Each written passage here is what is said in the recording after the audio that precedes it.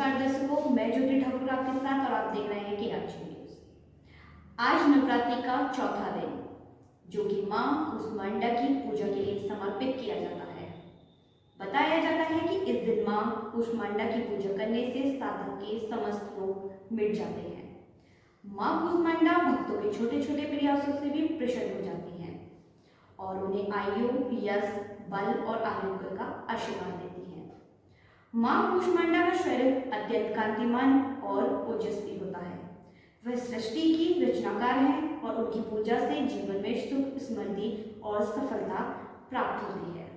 मां कुष्मांडा की पूजा करने से भक्तों को शक्ति, साहस और आत्मविश्वास की प्राप्ति होती है। नवरात्रियों में मंदिरों में मां की पूजा अर्चना करने के लिए श्रद्धालुओं का सुबह से ही तांता लगा हुआ है। सुबह से ही मंदिर में घंटा घड़ियाल की आवाजें चारों तरफ गूंजने लगी हैं।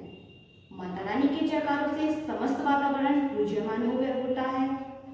नवरात्रियों में श्रद्धालुओं ने मां को पुष्प, फूल, नारियल और श्रृंगार आदि अर्पित किए हैं। मंदिर परिसर में सामूहिक भजन कीर्तन का भी आयोजन किया गया है। सभी मंदिरों में सुरक्षा व्यवस्था के मद्देनजर सुरक्षा गार्ड निगरानी रखने के लिए तैनात हैं, जिससे भक्तों के सुविधापूर्वक दर्शन हो सके। माता को 56 भोग लगाया जाता है, जो पूरे दिन भक्तों में वितरित किया जाता है। नवरात्रि का त्योहार मां दुर्गा की पूजा और आराधना के लिए मनाया जाता है। यह त्योहार नारी शक्ति और देवी दुर्गा की महिमा का प्रतीक है। नवरात्रि के दौरान भक्त मां दुर्गा की पूजा करते हैं और उनकी कृपा से जीवन के बाधाओं को दूर करने का प्रयास करते हैं। प्रातःकाल उठकर स्नान करें और स्वच्छ वस्त्र धारण करें। मां कुष्मांडा की प्रतिमा या चित्र स्थापित करें और उनकी पूजा करें। मां को लाल रंग के फूल और मालाएं अर्पित करें और मां का सुंदर सा श्रृंगार करें। मालपुए का भोग लगाया जाता है, जो मां कुष्मांडा को अत्यंत प्रिय होता है। नवरात्रि का पालन अलग अलग जगहों पर अलग अलग तरीके से किया जाता है।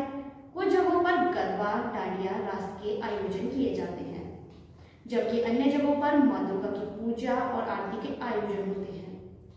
नवरात्रि का त्योहार पूरे देश में धूमधाम से मनाया जाता है और यह देवी दुर्गा की महिमा और शक्ति का प्रतीक है। Don't forget to subscribe and follow us.